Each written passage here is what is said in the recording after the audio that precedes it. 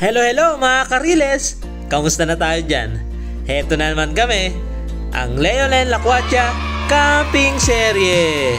Sa araw na ito ay pupunta kami sa Fujairah, isa sa 7 Emirates dito sa bansang UAE. May magandang camping site daw dun na malapit sa dagat. Wow, exciting! Kaso mukhang gagabihin kami kasi hapon na kami nakaalis. Totoo ba yung sinasabi nila na kapag hapon na, nagsisilabasan na daw ang mga hapon? Corny. Wala lang, haba kasi ng biyahe namin. Mahigit 2 oras. Bale, nasa 170 km galing ng Dubai. Kaya may oras pa ako para makapag-isip. Ha? Ano naman yung iniisip mo? Kung napatay ko ba yung gason o na-off ko ba yung aircon? Baka hindi ko nalock yung pinto. May time pa para bumalik. Pero sa tingin ko na-off ko naman yung mga yun. Ang nakalimutan ko lang dalhin is yung buteng gas para sa portable stove. Naku, lagot! Paano kami magluluto nito?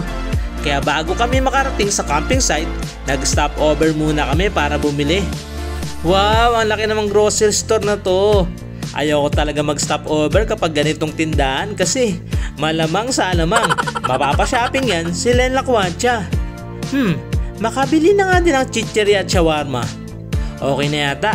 Kompleto ng aming mga kailangan para sa camping serye na ito. Hindi na kami magugutom hanggang bukas. Takot magutom, sarap mag-shopping dito mura lang yung mga paninda. Tama na nga yan, balik na tayo sa ating biyahe. Ay salamat, nakarating din. Sobrang traffic kasi holiday. Alam mo yung anapit mo na pero inabot pa ng 1 oras. Ayan tuloy, ginabi na kami. Sana may mahanap pa kaming pesto kasi sure yan, daming magka-camping. Ganitong panahon talaga ang masarap mag-camping. Winter season. Malamang, kasi kapag nag-camping ka sa summer, luto ang itlog mo sa sobrang init. Grabe naman yun. Bali, ang ginagawa lang namin kapag summer ay sa gabi, tumatambay kami sa beach or sa lake. Magkukwentuhan, mag-barbecue, then after nun, uwi na. Kaya inaabangan talaga namin ang winter season dito. Kasi, it's Lacuacha time! Ayan na nga ba sinasabi ko, kitang-kita mo naman, kitang-kita, hindi ko na kailangan ipaliwanag. Halos puno na ang parking. Siguro umaga pa lang may tao na dito. Tara, doon na tayo banda. Siguro naman meron pa bakante. Ayun, meron pa, ipapark ko na dito, baka maunahan pa ng iba. Sabi ko nga kay Mrs., ako na bahala sa mga gamit at maghanap na sila ng pwesto. Pangit kasi yung banda dito, puro bato na. Okay, may nahanap na daw sila. Tara insan, samahan nyo ako magakot ng mga gamit. Bala ka dyan, halos puno yung sasakyan Ano yan, lipat bahay? Ganyan talaga ang mga dala namin para kahit ilang araw kami mag-camping ay pwedeng-pwede. Kahit 1 buwan pa, ganon. Sakto lang yung nahanap naming space, kasya yung tent. Halos natakpan na kasi yung buhangin ng mga bato. Tambakan yata ito Hindi bale, bukas makikita natin yung buong area at saka if malinaw ba yung tubig. Gusto sana namin mag-night swimming kaso gabi na, bukas na lang.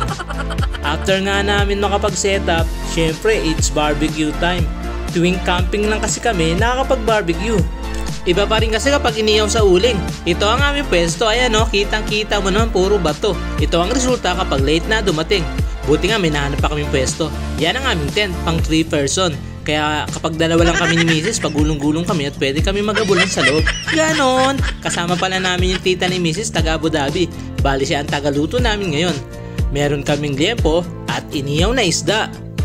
Sarap niyan, insan! Tara mga kariles, it's eating time! Yum yum yum yum yum yum yum yum. Kumuha na nga ako ng liempo habang si Mrs. ginugupit pa. Hindi na ako nakapaghintay Dami ko na naman busog nito. Sulit ang pagdadrive. Sana sa Pinas makahanap din kami ng mga camping site. After nga namin kumain, pumunta kami sa may tabi ng dagat. Siyempre, with holding hands. Sarap pakinggan yung tunog ng alon, nakaka-relax. At ang hangin, ang lamig. Ma'am, yakapin mo nga ako. Aray, sabi ko yakap, hindi batok. Pampasira ng moment. Uy, may nakita kaming 2 crab. Nagli-date. Istorbo pa kami Sorry naman. Ibang klaseng crab to Pwede kayang kainin ito? Iba kasi siya compare sa nakukuha naming crab dati. Miss na talaga namin na mag-crabbing kaso bawal na. Doon sa dati namin pinag-stayhan na hotel sa may Al Queen, isa rin sa 7 Emirates dito sa UAE, meron doon pwede mag-crabbing kaso may bayad at sila na magluluto. Hindi yata pwedeng uwi yung crab. Hay, lumalalim na ang gabi hindi pa kami inaantok. Kaya tamang kwentuhan lang habang pinagmamasdan ang madilim na paligid at liwanag na mga ilaw. Ayun, nautusan pa akong magtimpla ng kape ni Mrs. kasi nilalamig na daw siya. Sabi ko nga, baka hindi ka makatulog yan.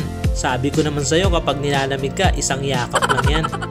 O sige na, makapagtimpla na nga, baka mabatukan pa ako. Tamang selfie lang ha. Shoutout sa mga karilis natin dyan na mahilig mag-camping. Pang 102 episode na yata ito. Pwede nga. Okay, tulugan na. Excited na kami mag-swimming bukas. O paano mga karilis, mag-iwan lang ng comment if may tanong kayo tungkol sa basic things about camping. Akala mo may alam talaga no? Salamat sa panonood. Paalam!